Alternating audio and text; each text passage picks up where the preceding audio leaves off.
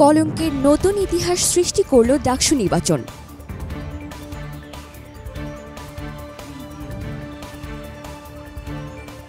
এবারে ডাকসু নির্বাচন ১৯৭৩ সালের পর কলঙ্কের নতুন ইতিহাস সৃষ্টি করল, যা দেশবাসী কোনো ক্রমেই প্রত্যাশা করেনি বলে মন্তব্য করেছেন বাংলাদেশ সমাজতান্ত্রিক দল বাসদের সাধারণ সম্পাদক খালেকুজ্জামান। গণমাধ্যমে পাঠানো এক বিবৃতিতে তিনি একথা বলেন। খালেকুজ্জামান বলেন, ডাকসু নির্বাচনে নজিরবিহীন ঘটনা ঘটেছে।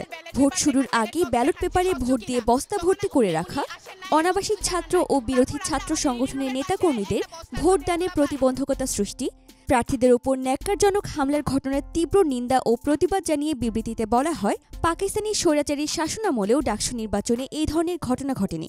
বিবৃতিতে খালেকুজ্জামান আরও বলেন, বিশ্ববিদ্যালয়ের সরকার অনুগত প্রশাসন সব প্রকার নৈতিকতা বিসর্জন দিয়ে ডাকসু নির্বাচনে জালিয়াতি করে ঢাকা বিশ্ববিদ্যালয়ের গৌরবোজ্জ্বল ইতিহাসে কলঙ্ক লেপন করল। সরকার বিরোধী সব ছাত্র সংগঠন ও সাধারণ ছাত্রছাত্রীরা শুরু থেকেই আশঙ্কা প্রকাশ করে ডাকসু নির্বাচনেও জাতীয় নির্বাচনের যে ছায়া দেখেছিল তা বাস্তবে প্রমাণিত হল।